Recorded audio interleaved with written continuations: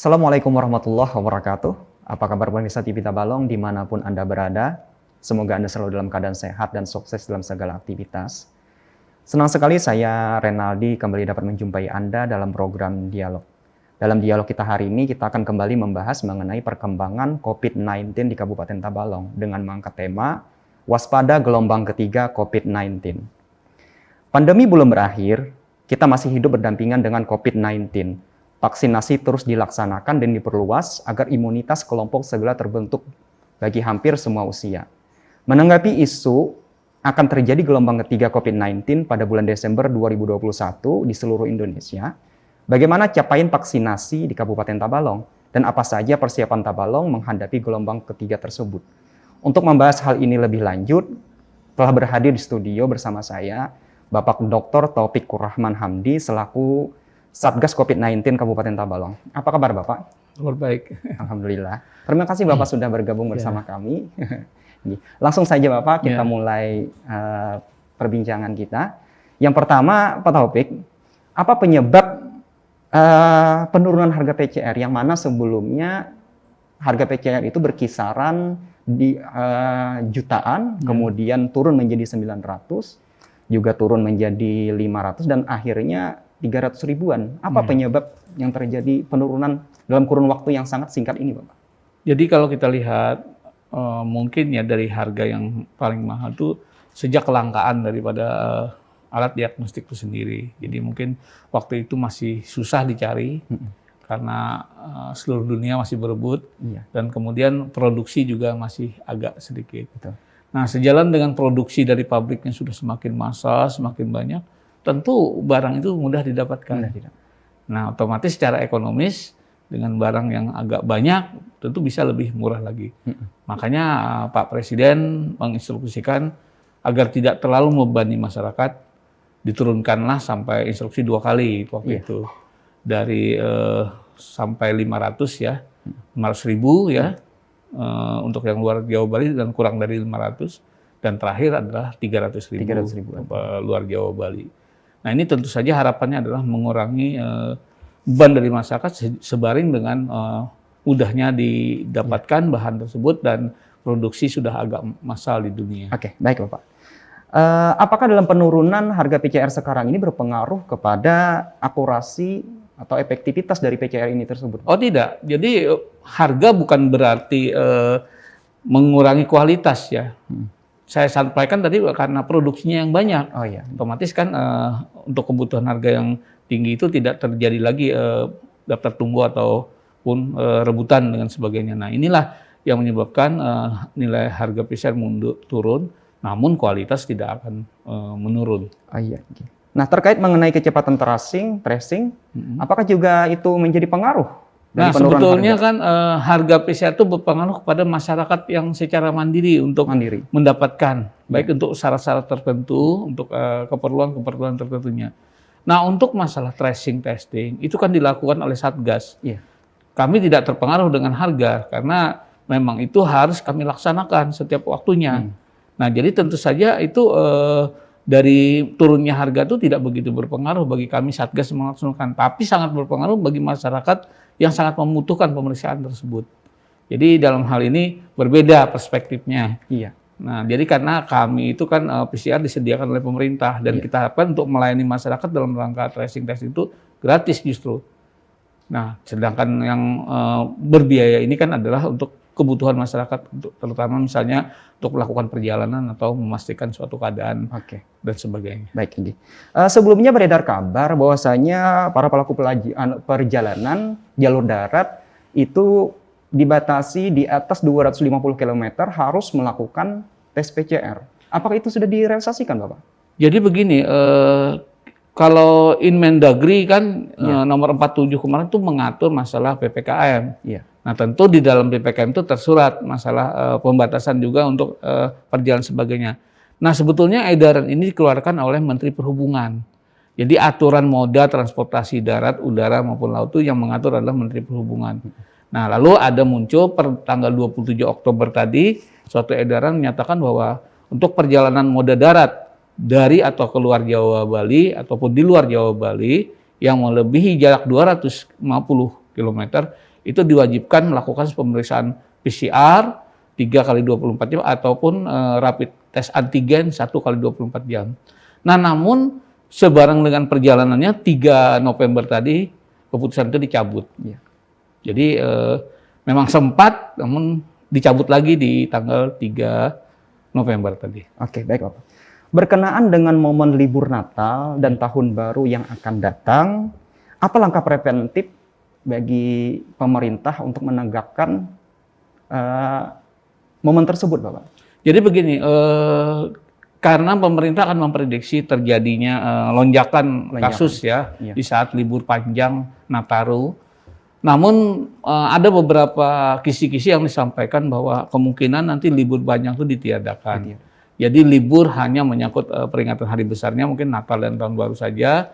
Dan untuk ASN sendiri dilarang cuti pada saat itu. Nah, oleh karena ini adalah langkah antisipatif pemerintah untuk mencegah peningkatan kasus pada akhir tahun, seperti halnya terjadi di akhir tahun kemarin. Oke. Walaupun diberlakukan hal tersebut, apakah ada penanganan lain terkait mengenai momen tersebut, Bapak? Misalkan ada penyekatan jalan terkait mengenai... Nah, masalah penyekat jalan itu diberikan rekomendasi kepada pemerintah kabupaten kota atau provinsi setempat. Ya. Jadi tentu ada pertimbangan kan, mereka akan melihat dari sisi perkembangan kasus dan sebagainya.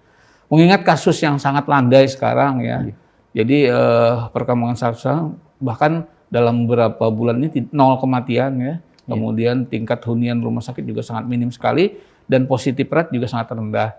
Oleh karena itulah nanti itu kita lihat saja kondisinya bagaimana di akhir tahun tersebut.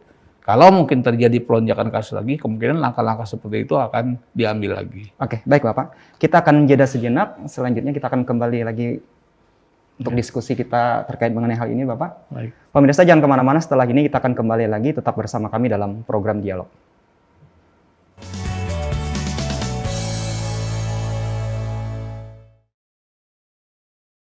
Pemirsa, terima kasih Anda masih kembali bersama kami dalam program Dialog.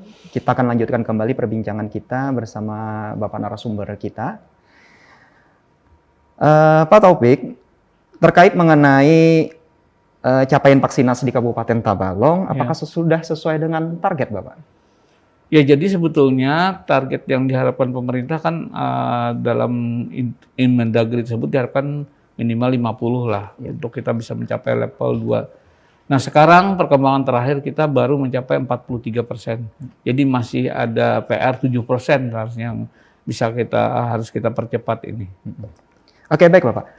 Apa saja yang menjadi kendala-kendala sehingga pencapaian dari vaksinasi tersebut terbilang mungkin? Jadi saya hanya melihat, kalau dilihat dari kabupaten kota yang lain ya juga di provinsi itu hampir sama kendalanya. Jadi hanya 3 kabupaten kota yang baru mencapai angka 50%, yaitu Kota Bandia, Banjarmasin, Banjarbaru, dan Tanah Bumbu. Sedangkan Tabalong berada di urutan keempat dengan 43%. Nah, salah satu kendalanya yang pertama dari segi mobilisasi tadi ya, karena masyarakat itu sebetulnya untuk vaksin ini penerimanya masih 50-50. Arti 50-50 ada yang betul-betul sadar, ada yang masih agak ragu-ragu. Itu yang pertama. Yang kedua, masalah distribusi vaksin juga.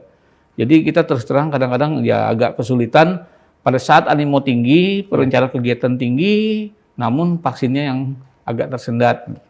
Nah ini, jadi karena sebetulnya bukan karena masalah dari atas, tapi karena kita masalah melihat juga karena vaksin ini bermacam-macam. Jadi vaksin itu ada seperti variannya Sinovac ya, kemudian AstraZeneca, ada Moderna maupun Pfizer. Nah ini tentu dengan adanya perbedaan vaksin ini akan mempengaruhi juga gerak kita. Kalau kita membutuhkan misalnya Sinovac, tahu-tahu yang datang AstraZeneca. Betul. Nah ini kita agak repot untuk sasaran-sasaran yang memang harus memerlukan dosis keduanya. Tetapi ya kalau memang mereka yang belum dapat vaksin ya itu bisa dilakukan dengan jenis yang lain. Karena itu tadi jenis vaksin juga akan mempengaruhi. Tetapi yang pada dasarnya memang masalah tadi mobilisasi maupun masalah kadang-kadang distribusi vaksin yang tidak merata. Oke, baik Bapak. Terkait mengenai kendala-kendala tersebut, apa langkah yang diupayakan oleh Satgas ketika menyikapi animo masyarakat yang terkait mengenai kurangnya minat atau kepercayaan terhadap vaksinasi ini, Bapak? Ya, jadi sebetulnya gini, dalam rangka kegiatan vaksinasi, dalam hal ini Dinas Kesehatan tidak bisa bekerja sendiri. Kami terus terang harus mendapat dukungan segala pihak. Oleh karena itu, salah satu mengatasi kendala ini, kami memang bekerja sama dengan organisasi tertentu ya, organisasi kemasyarakatan, kemudian kita juga dengan pemerintah swasta, perusahaan swasta dan sebagainya. Nah inilah yang bisa mendukung untuk kegiatan, karena ada beberapa hal yang keterbatasan kami disupport oleh mereka, baik dari segi pendanaan maupun penyediaan vaksin itu sendiri. Jadi ada juga pihak-pihak ketiga yang justru menyediakan vaksin dari mereka untuk melakukan, sasarannya hanya satu saja, yaitu masyarakat kita sendiri. Jadi tentu dukungan-dukungan beberapa komponen ini sangat mendukung sekali kegiatan. Nah, kami berharap juga ada organisasi-organisasi tertentu yang membantu, terutama dalam hal mobilisasi masyarakat. Sehingga tugas kami dalam hal ini vaksinator bisa melaksanakan kegiatan dengan baik. Oke, baik Bapak. Kita beralih kepada vaksinasi anak. Ya. Bagaimana berjalannya vaksinasi anak pada usia 12 tahun ke atas? Apakah sudah berjalan maksimal? Ya, dalam hal ini untuk kalangan pelajar yang tergolong dengan umur 12 sampai 18 tahun ini sudah terakomodir ya. Jadi kami mengupayakan memang vaksinasi bersama pada pelajar. Ini dalam rangka juga sekaligus untuk mendukung program PTM, pendidikan tatap muka yang sudah mulai diselenggarakan. Tentu kita berharap PTM ini tidak terjadi klaster-klaster baru. Nah inilah kami percepat untuk golongan usia 11 sampai 18 tahun ini. Oke, baik Bapak. Ada wacana mengenai vaksinasi juga diberlakukan kepada anak usia 16 sampai dengan 11 tahun. Betul. Apa kesiapan dari pemerintah Kabupaten Tabalong untuk merealisasikan program tersebut? Jadi begini, kita terus menunggu regulasi dari pusat ya. Dalam hal ini memang sudah ada wacana BP POM memberikan rekomendasi untuk vaksin Sinovac untuk diberikan pada anak 6 sampai 11. Ya, kemudian kita juga perlu mendapat rekomendasi juga dari Ikatan Dokter Anak Indonesia. Nah, kemarin kami dapat gambaran oleh kementerian kemungkinan vaksinasi untuk anak 6 sampai 11 ini akan dilaksanakan di awal Januari tahun 2022 ke depan. Berarti itu bukan sebatas wacana lagi ya Pak, sudah menjadi rencana sudah? Ini dalam tahap penyusunan ya, kemudian penelitian, tentu kami juga menunggu yang namanya SOP, standar operasional prosedurnya ya, juknisnya, tunjuk teknisnya. Jadi tentu dalam melaksanakan itu, karena 6 sampai 11 tentu dosisnya berbeda dengan dewasa, kemudian jarak waktu vaksin sebagainya. Nah ini, jadi kami untuk khususnya Tabalong masih menunggu petunjuk teknis dari Kementerian Kesehatan. Oke Bapak. Kenapa izin vaksinasi anak usia 6 sampai 11 tahun itu bertahap dari rentang usia sebelumnya? Ya. Jadi secara umum vaksin itu sebelum diberlakukan kepada masyarakat untuk golongan-golongan tertentu harus dilakukan uji klinis dulu. Uji klinis. Kita tahu sejarahnya vaksin itu kan sangat darurat sekali, waktunya mendadak sekali, sehingga belum cukup waktu bagi peneliti untuk melakukan uji coba ini. Nah, oleh karena itulah kenapa secara bertahap sebareng dengan selesainya uji klinis ini. Nah, setelah uji klinis ini dihasilkan, ada rekomendasi baru nanti BPOM selaku lembaga yang mempunyai kewenangan untuk merekomendasikan tersebut akan mengeluarkan rekomendasinya. Nah, baru nanti pemerintah akan melaksanakan kegiatan tersebut. Selama itu belum ada uji klinis dan dari sisi keamanannya untuk pelaksanaan, tentu tidak gegabah untuk melakukan itu. Nah, oleh karena itu untuk golongan 6 sampai 11 mungkin termasuk golongan yang terakhir setelah dilakukan uji coba dan uji klinis ini. Nah, nanti tapi memang pada saat ini sudah aman sebetulnya, tinggal regulasinya yang kita perlu keluarkan. Jadi tidak mungkin kita langsung semua dilaksanakan, karena sejarahnya vaksin itu mendadak sekali, dan itu perlu waktu untuk melakukan uji klinis tersebut. Oke, baik Bapak. Pak Dokter, apa benar vaksin Sinovac itu efektivitasnya akan berkurang pada masa 6 bulan setelah vaksin kedua? Ya, prinsipnya begini, kalau hilang itu tidak sama sekali, tapi memang efektivitasnya agak menurun. Oleh karena itulah dibutuhkan booster sebenarnya. Jadi setelah 6 bulan setelah Sinovac itu diperlukan booster. Nah, kalau sudah melaksanakan 1-2, Tapi karena keterbatasan vaksin juga, maka kami baru prioritaskan boosternya adalah untuk tenaga kesehatan dulu, karena mereka adalah garda terdepan yang menghadapi resiko dalam pandemi ini. Jadi nanti mungkin ya kalau dengan aspek pemerataan, maka tentu akan ada rencana booster lagi. Oke. Nah, terkait mengenai pemberian vaksinasi yang ketiga atau pemberian dosis Booster. ketiga ya Pak, vaksin booster, itu kapan rencananya Pak? Jadi begini, kita mendahulukan aspek pemerataan dulu. Pemerataan. Karena buru-buru kita melakukan booster, karena masih ada masyarakat yang belum sama sekali tervaksinasi. Karena terbatasnya vaksin ini kan, maka pemerintah prioritaskan dulu untuk mencapai herd immunity 70%. Kemungkinan ya, kalau saya prediksikan pendapat saya itu setelah 70% tercapai, maka baru booster itu dilaksanakan. Jangan sampai kalau baru cakupan 50% masih ada 20-30% yang belum sama sekali tidak divaksin, tapi yang lain justru sudah diboosterkan, artinya nih aspek keadilannya tidak merata jadinya. Oleh karena itu tentu akan dilakukan booster pemerintah sampai dulu tercapai herd immunity 70%. Jadi jika memandang aspek pemerataan itu untuk melanjutkan kepada dosis ketiga vaksinasi ini, berarti sangat berhubungan dengan pasien yang belum melakukan vaksinasi dari kita menunggu cakupan vaksin kita dulu. Iya. Jadi kalau vaksin kita sudah merata sampai 70%, nah insya Allah baru kita lanjutkan dengan booster. Mustahil kita melakukan satu sisi masyarakat sudah di booster, sedangkan masyarakat yang lain masih ada yang nol. Maka prinsip herd immunity tidak akan tercapai. Apa ada target pencapaian dari kurun waktu tertentu, Bapak? Iya, makanya tadi disampaikan, kita harapkan di akhir Desember ini, di tahun 2000 sudah tercapai 70%. Jadi teorinya begini ya, seseorang mendapat imunitas itu ada dua sebetulnya. Yang pertama adalah secara imun yang didapatkan dari alami ya, apabila seorang jadi penyintas atau terpapar. Kita tahu di bulan Juli, Agustus tadi kan, karena varian Delta, kasusnya sangat melonjak sekali di Indonesia. Itu sebetulnya di sisi musibah, kalau kita tarik orang yang sudah mengalami akan mendapatkan kekebalan alami.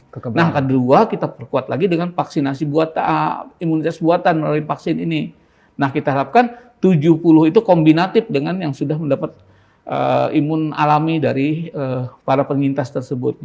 Nah, oleh karena itu insya Allah kalau memang sudah bisa tercapai di akhir 7% di akhir Desember ini, itu Indonesia akan mengalami yang namanya herd immunity. Ya, berkenaan dengan calon jemaah haji, apakah pemberian booster itu menjadi prioritas utama? Nah, ini terkait dengan kebijakan pemerintah Arab Saudi di sana. Mereka dulu strict ya, artinya orang bervaksin jelas tidak akan, belum bervaksin jelas tidak akan diterima untuk melaksanakan ibadah di sana. Nah, kemarin juga masih kurang istilahnya percaya dengan Sinovac ya. Nah, sekarang pemerintah Arab Saudi sudah menerima orang yang vaksin Sinovac 1-2, namun dipersyaratkan lagi harus melewati karantina ataupun harus di-booster dengan vaksin jenis lain seperti Moderna.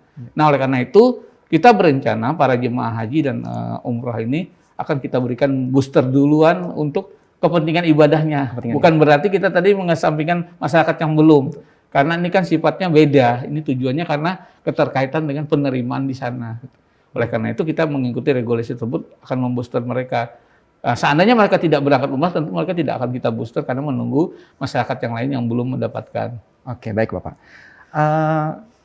Ada perbedaan mengenai jenis vaksin ya Pak? Ada banyak perbedaan. Apakah menerima suntikan dari jenis yang berbeda itu mempengaruhi dari vaksin sebelumnya itu Pak? Tentu.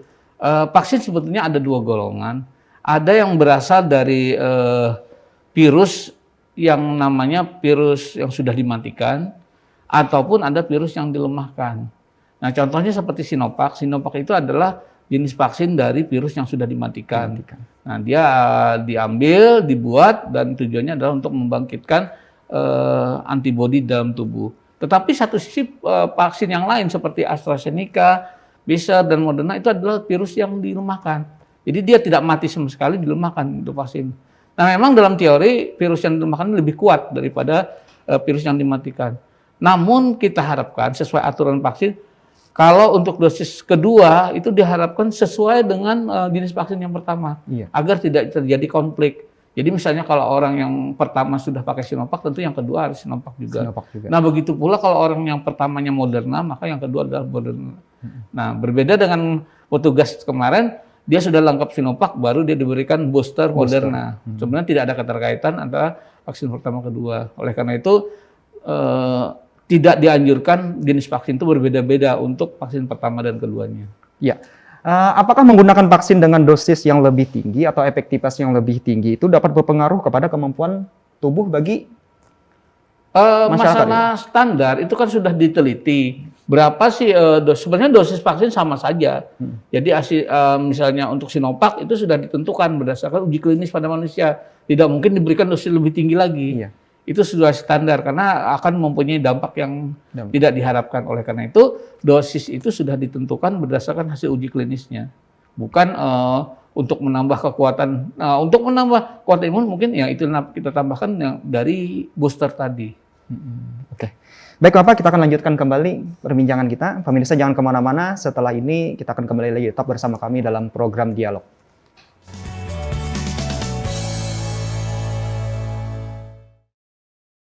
Pemirsa, terima kasih Anda masih kembali bersama kami dalam program Dialog. Kita akan lanjutkan kembali perbincangan kita bersama narasumber kita, Pak Dr. Taufikur Rahman. Ada sumber yang mengatakan bahwa gelombang ketiga COVID-19 ini akan terjadi Pak pada akhir tahun ini, di antara kisaran di bulan Desember sampai awal tahun Januari 2022 mendatang. Apa yang menyebabkan hal itu bisa terjadi, Bapak? Ya, kalau saya menanggapinya itu adalah suatu prediksi ya. Jadi memang sejumlah pakar dalam hal ini epidemiolog menyatakan bahwa akan terjadi lonjakan kasus ketiga. Namun ada sebagian yang berpendapat bahwa sebetulnya kita gelombang ketiga itu sudah terjadi pada saat lonjakan kasus kemarin, di mana varian virus COVID-19 Delta ini melanda Indonesia, yang mana pertambahannya sangat tinggi, melewati batas rekor yang pernah tertinggi. Nah, oleh karena itu ini belum pasti. Jadi apalagi kalau kita melihat dari perkembangan kasus beberapa minggu ini yang semakin melandai ya. Nah, kalau prediksi peningkatan kasus kemungkinan saja karena dikaitkan dengan Natal tahun baru. Nah, jadi sebenarnya itu masih prediksi, belum bisa kita pastikan bahwa terjadi lonjakan kasus di akhir daripada tahun 2021 ini. Oke, baik Pak. Jika itu benar asumsi itu akan terjadi, apakah mungkin ancaman tersebut bisa dihindari? Ya sebetulnya upaya sudah kita lakukan ya. Salah satunya dengan tadi peningkatan cakupan vaksinasi. Karena otomatis dengan adanya herd immunity itu perkembangan kasus daripada COVID itu tidak akan lebih optimal. Namun juga sejalan dengan kemungkinannya adanya varian baru yang mungkin masuk ke Indonesia. Karena kalau kita sudah mengalami varian Delta dan ini baru saja terjadi di Eropa dan bagian dunia yang lainnya yang sedang meningkat, termasuk di Singapura, tetangga kita. Itu adalah serangan daripada varian Delta ini. Nah, oleh karena itu Indonesia sudah mengalami itu. Saya rasa banyak sekali yang terpapar dan sembuh dan mempunyai kekebalan alami dan sejalan dengan cakupan vaksin kita yang semakin tinggi, bisa saja itu tidak terjadi di Indonesia. Oke, baik Bapak. Rasio antara jumlah kasus positif dan testing semakin menurun dibarengi dengan pencapaian vaksinasi tersebut ya Bapak. Bagaimana dengan positif rate di Kalimantan Selatan, khususnya di Kabupaten Tabalong? Iya, positif rate kita sudah semakin rendah sekali ya, bahkan ini mungkin terendah dari masa terjadinya COVID dibandingkan jumlah tracing maupun testing kita. Jadi mudah-mudahan situasi ini bertahan terus sampai akhir tahun, karena kita belum punya prediksi, namun kita harapkan pada masyarakat jangan sekali-sekali untuk mengabaikan protokol kesehatan yang seperti kita ingatkan. Tetap protokol dasar yaitu memakai masker, menjaga jarak, cuci tangan itu harus tetap dilaksanakan. Karena memang betul kita masih dalam kondisi ada ancaman ya dalam hal ini. Karena yang namanya pandemi ini bisa saja di tempat kita baru sedang melandai, kita kurang awas, nanti datang lagi serangan dari negara lain yang sedang merebak. Karena dilaporkan bahwa terjadi peningkatan kasus di belahan dunia yang lainnya itu loh. Nah ini jadi kita tetap waspada. Selama itu secara pandemi masih banyak. Nah beda mungkin kalau di seluruh penjuru dunia sudah mereda. Nah mungkin itu ancaman itu sudah semakin berkurang. Ya. Apakah dalam perkembangan penanganan kasus 19 di Kabupaten Tabalong ini, kita ini sudah memasuki dalam fase kekebalan kelompok, Bapak? Ya, kalau dikatakan kekebalan kelompok dari sisi yang tadi alami, sebetulnya belum. Karena kita sampaikan dari data vaksinasi kita baru mencapai 43%-an. Nah, jadi masih jauh untuk mencapai minimal 70%. Oleh karena itu, kita semakin berupaya secepatnya mencapai target batas psikologis 70% itu. Sehingga yang seperti dikatakan dari kekebalan kelompok itu adalah syaratnya harus minimal 70%. 70%. Ya.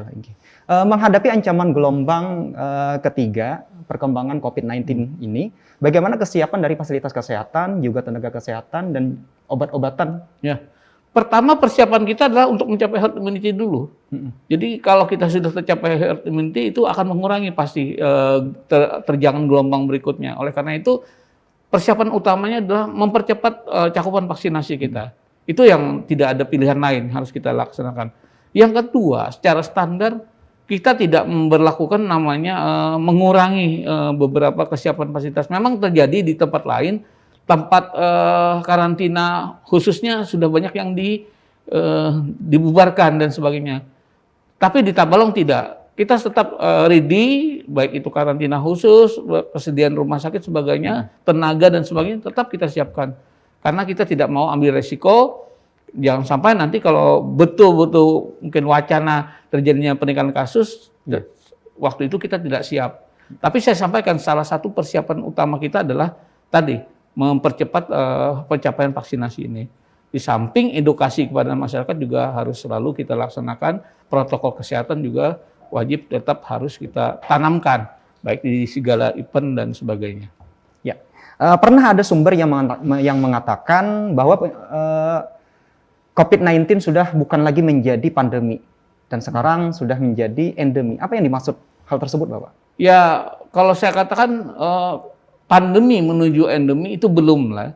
Karena pandemi itu kan artinya terjadi suatu wabah secara menyeluruh, baik itu di dunia maupun di Indonesia. Kan kita lihat hampir seluruh provinsi tidak ada yang tidak terkena selama COVID ini. Nah, apabila suatu daerah dikatakan sudah mengalami endemi, itu apabila kasus itu hanya terjadi di tempat-tempat tertentu saja.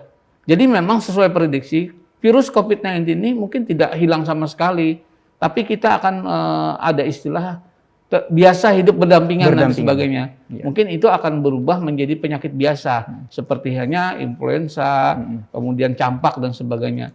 Nah, itulah yang dimaksud endemi itu adalah dia tidak merata lagi, mungkin hanya di daerah-daerah tertentu, tergantung daripada status derajat kesehatan masyarakat di suatu wilayah. Nah, antara fase terjadinya pandemi, selanjutnya transisi ke endemi, apa yang bisa terjadi itu, Pak? Ya, jadi gini, bisa saja nanti suatu daerah tuh kasusnya akan betul-betul hilang, ya. Kita akan kita amati perkembangannya, tidak ada pelonjakan kasus lagi dan sebagainya. Nah, itu bisa dikatakan nanti pemerintah dalam hal ini Kementerian Kesehatan akan mengumumkan statusnya sudah endemi.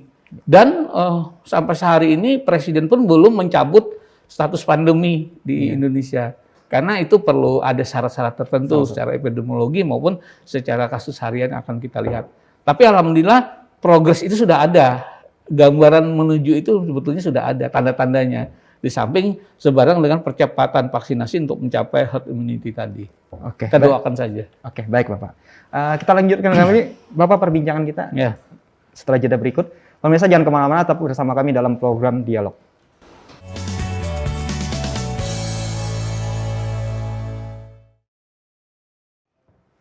Pemirsa, terima kasih Anda masih kembali bersama kami dalam program Dialog. Kita kembali berbincang kepada narasumber kita, Bapak Dr. Taufikur Rahman. Secara menyeluruh, Bapak, bagaimana penanganan COVID-19 di Kabupaten Tabalong saat ini, Bapak? Iya, jadi kalau kita golongkan, penanganan itu ada dua sebetulnya, yaitu berupa pencegahan, yang kedua adalah penanggulangan. Nah, dalam hal pencegahan, kita tentu tidak bosan-bosannya memberikan penyuluhan kepada masyarakat untuk tetap melaksanakan protokol kesehatan, ya. Kemudian berperilaku hidup bersih sehat, dalam rangka supaya imun meningkat. Kemudian adalah 3T, tracing, testing maupun treatment. Nah, ini kita lakukan juga. Nah, kemudian juga vaksinasi. Itu pencegahan. Nah, sedangkan penanganan adalah bagaimana orang yang terpapar COVID ini agar segera bisa disembuhkan. Baik untuk melakukan isolasi mandiri, kemudian isolasi khusus maupun penanganan yang berat di rumah sakit. Nah, jadi semua itu tetap akan kita berlakukan selama pandemi ini belum dicabut. Oleh karena itu, bagi kami standar untuk penanganan COVID-19 di Tabalong tetap kita dilaksanakan tanpa memandang kasus itu sedang melandai atau akan meningkat. Ya. Oke, baik. Pada bulan Oktober lalu muncul informasi bahwa Indonesia sudah lepas daripada PPKM level 4 ya, Pak? Ya. Bagaimana perkembangan untuk Kabupaten Tabalong sendiri, Bapak, terkait mengenai PPKM tersebut? Baik, pertama dulu secara Indonesia, itu sebetulnya WHO sudah menyatakan Indonesia itu sudah berada di level 1. Jadi sama dengan PPKM ya, tapi secara dunia, karena mengingat kasus positivity rate-nya rendah, angka kematiannya juga rendah ya, dan sebagainya. Nah, kemudian di Tabalong juga seperti itu. Nah, memang Inbedagri masih menyatakan bahwa kita masih berada di PPKM level 3. Namun itu hanya kendala dari segi vaksinasi. Karena sebetulnya gara-gara ditambahkan salah satu indikator PPKM itu adalah dari cakupan vaksinasi. Kalau dari indikator yang lain, baik itu kasus harian, kemudian tingkat kematian, ya, kemudian tingkat keterisian rumah sakit, kita sudah berada di level 1 sebetulnya. Sama seperti Indonesia yang dinyatakan oleh WHO. Cuman sayangnya kita, karena vaksinasi kita baru 43%. Kalau kita sudah mencapai 70%, otomatis kita sudah berada di level 1 semua. Oke, baik Bapak. Pertanyaan terakhir Bapak, sekaligus ini merupakan closing statement dari Bapak. Jika bisa memberikan evaluasi, apa yang seharusnya bisa dilakukan saat ini Bapak? Dan apa himbauan Bapak kepada masyarakat untuk lebih giat lagi menjaga kesehatan juga mengikuti vaksinasi? Betul. Jadi yang pertama saya sampaikan, kita jangan euforia dulu. Jadi jangan sampai masyarakat sudah merasa kasus sudah landai sebagainya, melepaskan masker, melakukan aktivitas berkerumun dan sebagainya, itu harus kita hindari yang penting. Yang kedua, tumbuhkanlah kesadaran bahwa masyarakat belum semuanya tervaksinasi. Nah, jadi artinya kalau sudah kita mencapai herd immunity 70%, ya baru tugas kita selesai. Jadi otomatis mari ajak keluarga kita, diri kita yang belum bervaksin. Karena vaksinasi itu tujuannya adalah bagaimana kita untuk mempercepat pandemi ini selesai. Jadi kan kita semua sama-sama sudah bosan nih dalam kondisi wabah COVID-19 ini, semua serba dibatasi sebagainya, usaha berkurang ya, ekonomi juga agak tertekan. Nah, oleh karena itu kalau kita ingin lepas dari semua itu, ada satu syarat. Tetap jalankan protokol kesehatan, ya. Kemudian berpartisipasilah untuk mendapatkan vaksinasi maupun mengajak saudara maupun handai tolong kita. Nah, insya Allah kalau semua ini bisa kita lakukan secara sinergis semua, otomatis pandemi nanti berubah jadi endemi dan kita kembali kepada kondisi normal sebelum terjadinya pandemi COVID-19 ini. Itu maksudnya statement saya. Jadi mari sama-sama. Karena kami pemerintah, kemudian khususnya Dinas Kesehatan, tidak bisa bekerja sendiri. Harus dukungan semua. Termasuk dalam hal mencapai vaksinasi yang herd immunity, kami mohon dukungan dari segala pihak. Karena vaksinasi ini bukan tanggung jawab kami saja, tanggung jawab kita semua. Dan apabila kita sudah mencapai herd immunity 70%, maka dijamin masyarakat kita akan terlindungi dari wabah COVID-19. Walaupun mungkin virus COVID 4-5 tahun ke depan tetap ada, tetapi masyarakat sudah herd immunity. Oke, baik Bapak, terima kasih atas waktu dan kesempatannya Bapak. Ya. Juga terima kasih atas informasi dan edukasi yang diberikan. Pemirsa, demikian perbincangan kita bersama narasumber kita dalam program Dialog Kita hari ini. Terima kasih atas segala kesempatannya. Saya Renaldi beserta kru tim yang bertugas mohon pamit undur diri dari hadapan Anda. Wassalamualaikum warahmatullahi wabarakatuh. Waalaikumsalam.